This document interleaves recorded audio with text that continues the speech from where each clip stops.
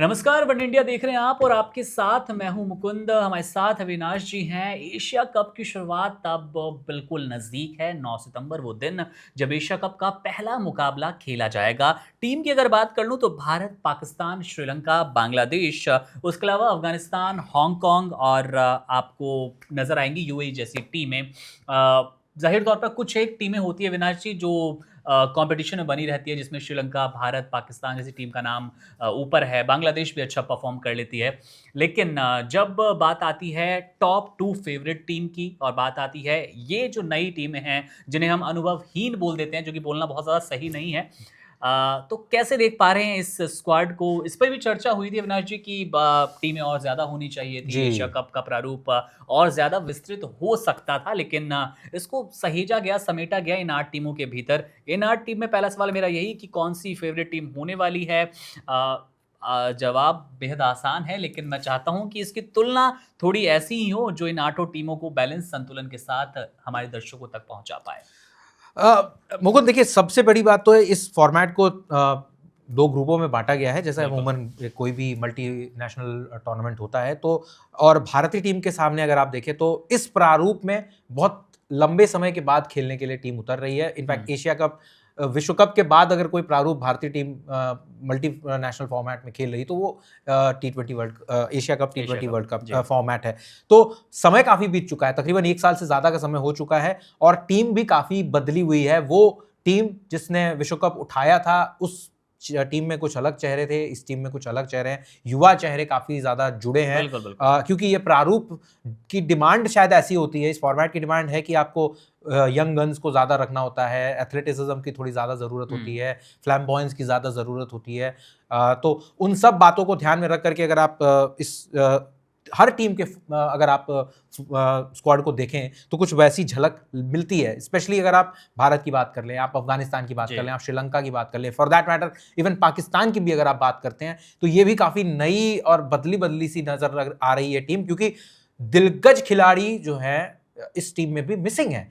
उनके बारे में भी चर्चा करते हैं। लेकिन शुरुआत करते हैं ग्रुप ए। ग्रुप ए में भारत, पाकिस्तान, ओमान जी। और यूएई हैं। ये 4 टीमें हैं ग्रुप ए में। और ग्रुप बी की बात करें तो श्रीलंका, बांग्लादेश, हांगकांग और अफगानिस्तान। और इस प्रारूप की बात कर लें तो हर टीम को राउंड रॉबिन फॉर्मेट में एक-एक मुकाबला खेलना है। तो मतलब हर टीम को ग्रुप स्टेजेस में 3-3 मुकाबले खेलने को मिलेंगे और जिस टीम का प्रदर्शन ज़्यादा बेहतर होगा, पॉइंट टेबल पे जो ज़्यादा टॉप की जो 2 टीमें होंगी, टॉप 2 वो टीम्स सुपर फोर्स बिल्कुल। के लिए क्वालीफाई होंगी दोनों ग्रुपों से।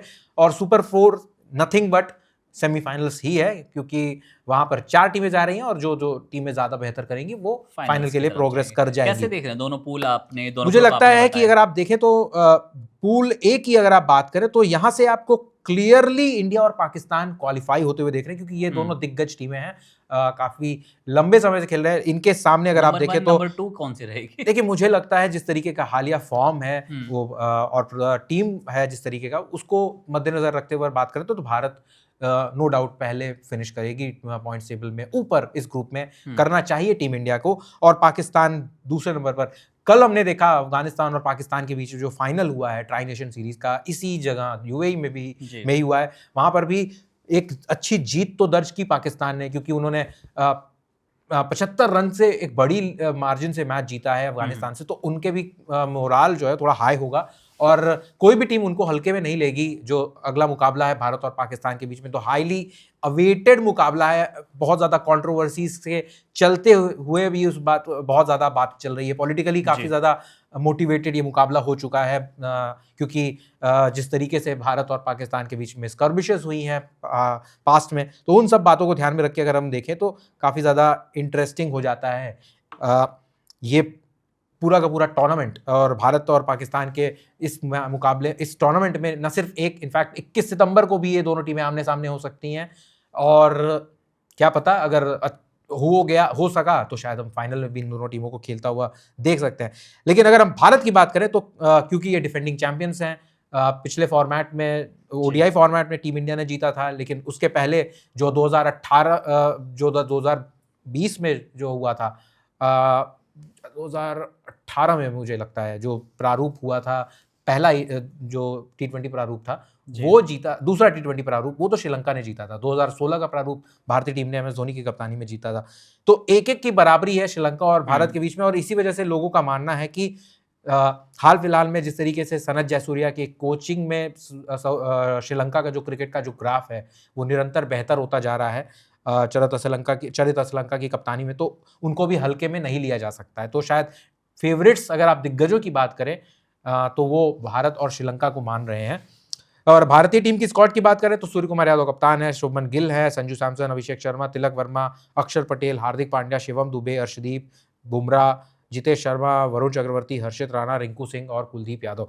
तो एक बहुत ही ज़्यादा बैलेंस्ड साइड अगर आप देखें तो भारतीय टीम की है।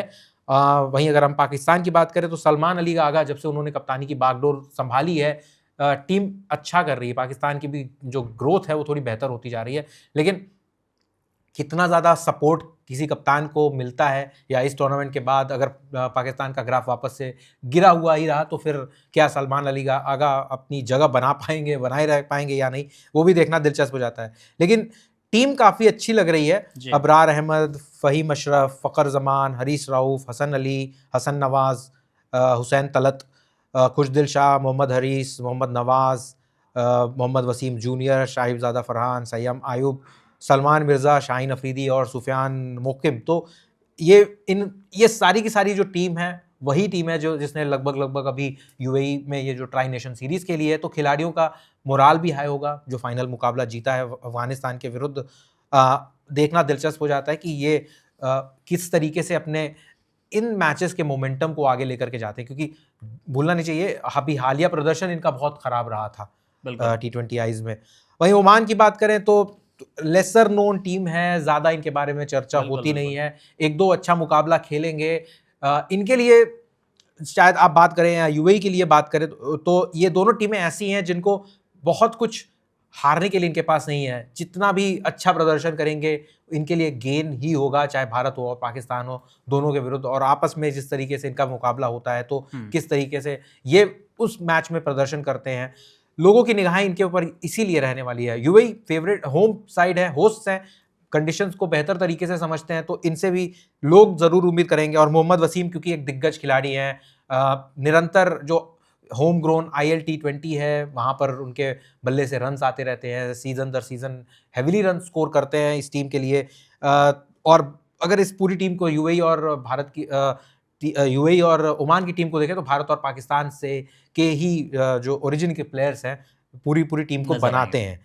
तो इनके पास अपॉर्चुनिटी है कि आप अपना खेल दिखा करके बड़ी टीमों के विरुद्ध कुछ आईबॉल्स अपनी तरफ अट्रैक्ट कर सकें, और हो सकता है अगर बेहतर प्रदर्शन करते हैं तो IPL टैलेंट स्काउट्स भी आने वाले समय में आपकी तरफ निगाहें कर सकते हैं। सही तौर पे अफगानिस्तान हमेशा से एक मिस्ट्री रहा है। वो जब भी बड़े टूर्नामेंट्स आते हैं, वर्ल्ड कप लेवल के हों या फिर एशिया कप, उसको लेकर अफगानिस्तान का स्क्वाड इस बार कितना इंप्रेसिव लग रहा है अविनाश जी? क्योंकि एक मैच हो, 2 मैच हो या फिर पूरा टूर्नामेंट, अफगानिस्तान ने जो एक स्ट्रीक फॉलो करनी शुरू की है कि कुछ ऐसा देकर जाएंगे जो याद रखा जाएगा, जी हाँ, इतिहास भूलना नहीं बना चाहिए भाई, T20 वर्ल्ड कप के सेमीफाइनलिस्ट भी थे। हालांकि वो मुकाबला साउथ अफ्रीका ने पूरा एक तरफा करके जीता और फाइनल में अपनी जगह बनाई, लेकिन अफगानिस्तान को अब हम कभी नहीं कह सकते कि इस टीम को हल्के में लिया जा सकता है। जाहिर तौर पर कल ज़रूर हारे हैं, लेकिन पटखनी दे सकते हैं आने वाले मुकाबलों में।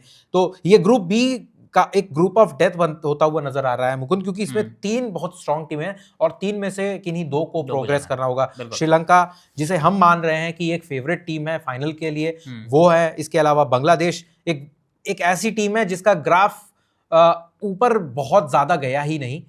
शायद अफगानिस्तान का जो ग्रोथ है, जिस तरीके से उनकी ग्रोथ ट्रेजेक्ट्री है, वो बहुत ही ज़्यादा बेहतर है बांग्लादेश की तुलना में, लेकिन इस टीम को भी हल्के में नहीं लिया जा सकता है। हांगकांग इनके लिए भी सीखने का एक मौका है कि आप दिग्गजों के विरुद्ध अपना खेल, अपना प्रदर्शन दिखाएं और आने वाले समय में कुछ कहानियां आप लेकर के जाएं। तो राशिद खान की अगुवाई में अफगानिस्तान ने ट्राई नेशन सीरीज में अच्छा किया है, फाइनल में पाकिस्तान के विरुद्ध हारे हैं। इस मैच की गलतियों से सीख लेकर के, खासतौर बल्लेबाजी के डिपार्टमेंट में इनको सीख लेना पड़ेगा, चाहे वो रहमानुल्लाह गरबाज हो, जादान हो, बाकी के जो बल्लेबाज हैं उन सबको बेहतर प्रदर्शन करना पड़ेगा। लेकिन निगाहें बांग्लादेश और श्रीलंका पर अगर आप जी। रखते हैं तो चरित असलंका की कप्तानी में श्रीलंका का ग्राफ अच्छा चल रहा है। पथु निसंका, कुशल मेंडिस, कुशल परेरा, नुवानिधु फर्नांडो, कविंदु मेंडिस, कमिल मिशारा, दासुन चानाका, वनिंदु हसरंगा, दुनित वेल्लागे, चमिका करुणारत्ने, महीश तीक्ष्णा, दुष्मंता चमीरा, विनूरा फर्नांडो, मथीशा पथिराना और नुवान तुषारा। तो अच्छी गेंदबाजी और अच्छी बल्लेबाजी यूनिट है श्रीलंका के पास, इसलिए इनको हल्के में नहीं लिया जा सकता है। बांग्लादेश की अगर हम बात करें तो लिटन दास कप्तान है, तंजीद हसन, परवेज हुसैन, इमोन, सैफ हसन, तौहीद हृदय चौधरी, जाकिर अली, शमीम हुसैन, काजी नूरुल हसन सोहन, शाक मेहदी हसन, रिशाद हुसैन, नसूम अहमद, मुस्तफिजुर रहमान, तंजीम हसन, तस्कीन अहमद, शरीफुल इस्लाम और शैफुद्दीन। तो इनका देखना पड़ेगा, थोड़ा प्रदर्शन डामाडोल रहता है इनका। और जैसे हम पहले भी बात कर रहे थे कि अब अगर आप एशिया की तीसरी शायद सबसे अच्छी टीम की अगर आप बात करते हैं तो शायद भारत और श्रीलंका के बाद अफगानिस्तान का नंबर आता है, क्योंकि पाकिस्तान का भी जो ग्राफ है वो काफ़ी गिरा है। और पाकिस्तान एक ऐसी टीम है जिसको आप शायद ये आंक नहीं सकते हैं कि ये आउट एंड आउट फेवरेट जा रही है किसी टूर्नामेंट, क्योंकि कभी कभी ये टीम जो है वो बहुत ही ज़्यादा बेहतर प्रदर्शन करती है और कभी ऐसा भी मौका आता है कि जी हाँ, बिल्कुल कंसिस्टेंसी की कमी आती है। एक दो मैचेस बहुत बेहतरीन होते हैं लेकिन उसके बाद फिर जो पतन नजर आता है जी, वापसी नहीं करने देता टूर्नामेंट में।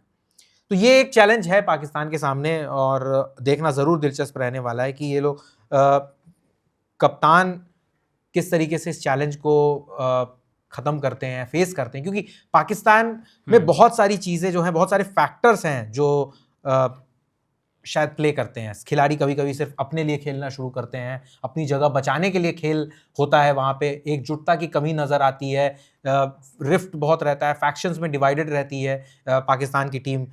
हर वक्त छन छन के ये खबरें आती रहती हैं, चाहे आप विश्व कप की बात कर लें, चाहे आप चैंपियंस ट्रॉफी की बात कर लें।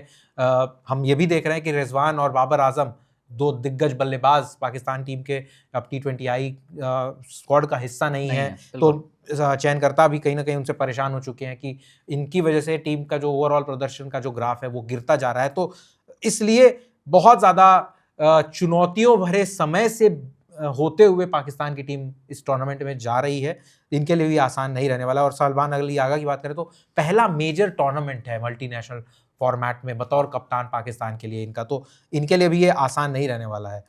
बिल्कुल उम्मीद करते हैं ये 8 टीमें जिनको लेकर अब अगला पूरा महीना हम कह सकते हैं अविनाश जी चर्चा में रहेगा, चर्चा के केंद्र में रहेगा। भारतीय टीम काफ़ी बैलेंस नज़र आ रही है, उसके अलावा भारतीय टीम बैलेंस इसलिए भी नजर आ रही है क्योंकि उनके 20 मुकाबले अगर आप उठा करके देख लें T20I के, तो सिर्फ 2 मुकाबले टीम हारी है। 80% का ग्राफ और तकरीबन 90% का ग्राफ है। और अगर एशिया कप की भी बात करते हैं मुकुंद, तो पिछले 10 में से 8 मुकाबले एशिया कप T20 फॉर्मेट में भी टीम इंडिया जीत चुकी है। तो हम बिना किसी वजह के ऐसा नहीं है कि उनको बैक कर रहे हैं, फाइनल्स में जाती हुई टीम दिख रही है। बिल्कुल बिल्कुल वही जो अविनाश जी ने अपनी बात रखी कि एक मौका है, जितनी नई टीमें हैं वो यूएई हो, आप होस्ट हैं, इसके साथ साथ हांगकांग की बात कर लें, आप अपनी अच्छी क्रिकेट, बेहतरीन क्रिकेट से क्या कुछ नया दर्ज कर पाते हैं इस एशिया कप के 2025 वाले T20 वाले फॉर्मेट में, इस एडिशन में। 2016 का वो आपने समय बताया जब भारतीय टीम ने पहली ही बार इस नए फॉर्मेट में जीता था एशिया कप। उसके और बाद 2022 में जो पिछला प्रारूप हुआ था वहां पर श्रीलंका को जीत मिली थी, और वो क्या मजेदार और यादगार मुकाबला था। दशुन चनाका की कप्तानी में यूएई में जो वो टूर्नामेंट हुआ था, पाकिस्तान को पटकनी दी थी फाइनल में। ज़ाहिर तौर पर अब कुछ अच्छे स्टैट्स हैं श्रीलंका को लेकर भी, इसीलिए वो सेकंड फेवरेट टीम बताई जा रही है इस एशिया कप में, क्योंकि उनके पास भी वो इतिहास है एशिया कप का बेहतरीन। हालांकि पिछला वाला फाइनल उनके लिए बुरे सपने जैसा है, जो सिराज की परफॉर्मेंस के बारे में अविनाश जी भी बता रहे थे। चलिए, बहुत ज़्यादा वो अब इंतज़ार नहीं है आपके लिए भी इस एशिया कप की शुरुआत में। पहला मुकाबला टीम इंडिया कब खेलेगी वो होगा 10 सितंबर का दिन, यूएई से पहला मुकाबला है। उसके बाद 14 सितंबर का इंतजार है अविनाश जी सबको, जब पाकिस्तान से होगी भिड़ंत। कई वो राजनीतिक कारण हो, सुरक्षा कारण हो, दोनों देशों के मतभेद हो, तमाम विवादों के बीच अब तय तो यही हुआ है कि भारतीय टीम पाकिस्तान नहीं जा रही है। पाकिस्तान जाएगी बल्कि दूसरे देश यूएई, वहाँ पर होगा ये सारे मुकाबले। भारतीय टीम भी वहीं पर भिड़ती नजर आएगी। अपने आप में एक बेहतरीन राइवलरी कही जाती है, लेकिन कितना सटीक साबित कर पाते हैं इस राइवलरी जैसे शब्द को पाकिस्तानी टीम, वो देखना दिलचस्प होगा। अब चलिए अपडेट पर हमारी नज़र रहती है, तमाम मैचेस आपके लिए कवर करेंगे। मैच में क्या रहे खास पर टर्निंग पॉइंट क्या रहे, क्लाइमैक्स क्या रहा और कहाँ हारे मैच, ये सारी अपडेट आपको देते रहेंगे। मेरा नाम है मुकुंद, हमारे साथ थे अविनाश जी। आप बने रहिए वन इंडिया हिंदी के साथ। शुक्रिया। Subscribe to One India and never miss an update. Download the One India app now.